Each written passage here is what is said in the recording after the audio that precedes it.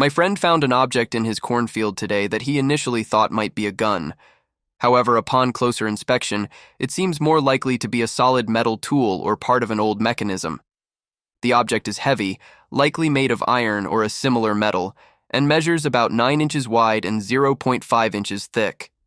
One end features a gear-like design with 6 points, reminiscent of a mechanical component. While its shape vaguely resembles a pepperbox-style firearm, there's no trigger or moving parts. It's a single, solid piece of metal. The field where it was found has been farmed for about 150 years, making it plausible that this object could be a piece of vintage farming equipment or a tool used to adjust or operate machinery. Its design suggests it might have been part of a mechanism requiring manual turning or alignment. If anyone has expertise in antique tools or farm equipment, we'd love to hear your thoughts on what this mysterious object might be. It appears to be related to a power takeoff PTO system. One thing about farmers is their ingenuity. If they don't have a specific tool, they'll often create one themselves. It's possible they fashioned a handle using the male end of a PTO shaft for a particular task or adjustment they needed to perform. This photograph dates back to the early 1920s, taken in Montreal, Quebec. Interestingly, the masked man featured in it doesn't appear in any other photo from the collection we discovered. 2 of the other men in the picture were known to have worked at a brewery.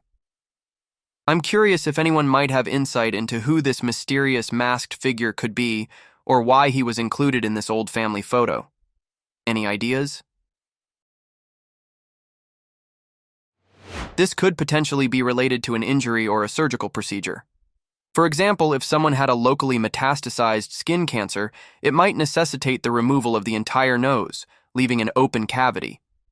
Similarly, an infectious condition such as syphilis could have caused significant facial damage, either from the disease itself or through surgical excision. Cosmetic masks in such cases were often custom-made for the individual. These masks were likely crafted by the attending physician or surgeon, rather than being produced from a standardized, mass-manufactured mold. Each would have been uniquely tailored to fit the specific needs and features of the patient. My friend discovered an old jug in his late grandfather's basement.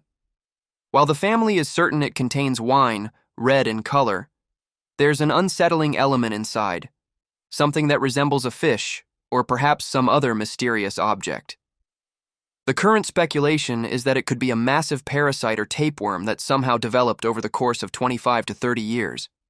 Out of caution, they are holding off on opening it just in case it releases some sort of biblical disease upon the earth. The jug holds about 5 gallons of wine, and the mystery remains unsolved. Does anyone have any insights into what might be lurking inside this ancient jug? It's a SCOBY.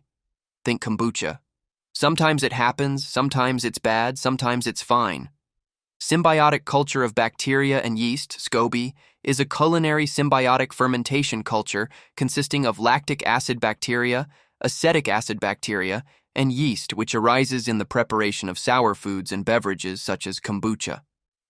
Beer and wine also undergo fermentation with yeast, but the lactic acid bacteria and acetic acid bacteria components unique to SCOBY are usually viewed as a source of spoilage rather than a desired addition.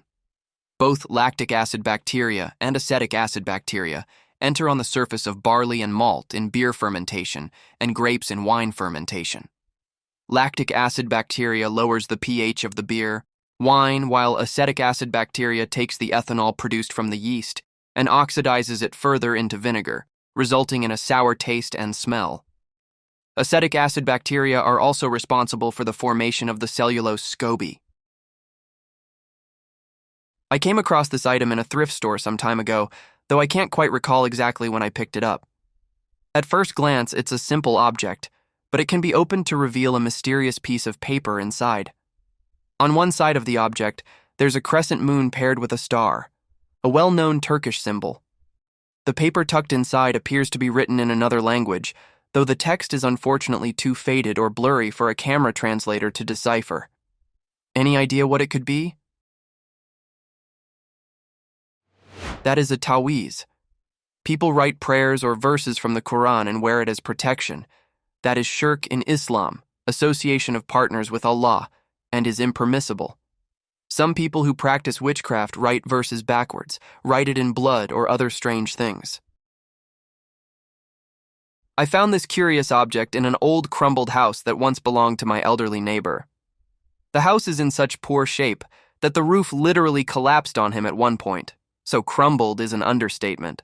It's from a company called Rally, and considering the owner is 92 years old and has a reputation for keeping absolutely everything, this piece could very well date back decades. Its design has a vintage feel, but I have no idea what it might have been used for. Was it a tool? A component of some forgotten machine? Perhaps even a decorative item?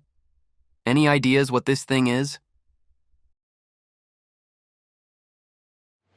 The item in question has often been mistaken for a razor hone, a tool for sharpening single-edge razor blades, but that's not accurate.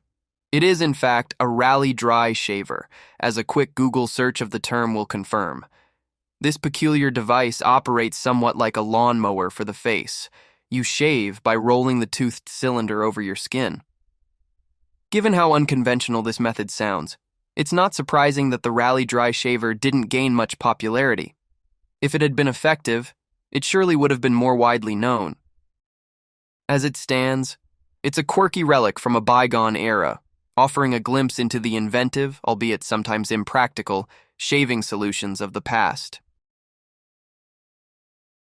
My friend inherited 2 rings, both around 80 to 100 years old, and they've got some very unusual symbols on them. He's from Brazil, and the rings have caught my attention for a few reasons. While the crab and moon symbols are fairly straightforward, it's the engraving inside the first ring and the unique symbols on the side of the second one that really intrigue me. There's something about these markings that doesn't seem entirely familiar, and I'd love to learn more about their significance. Any ideas? The Azteca brand, known for producing biker rings in the 1940s, created pieces with a wide range of values. The value isn't so much in the metal itself, but in the artwork and design. One of the rings is stamped with the Azteca logo, which was an actual company that made metal rings. These aren't 100 years old. The oldest would date back to the 1940s. The bottom row of the ring seems to depict a stylized version of the Scorpius constellation, which makes sense considering the top part clearly represents the Cancer constellation. I came across these objects in my grandma's old jewelry box. They're quite solid, somewhat heavy, and have an interesting design. Each piece has a small cutout on one side and is engraved with markings that read WSP Co. 8R471, WSP Co. 3, P. 2021-471.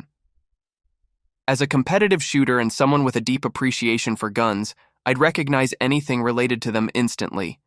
These, however, remain a puzzle. I've tried Googling WSP Co. to uncover their origin or purpose, but found no relevant matches. Any ideas what this thing is?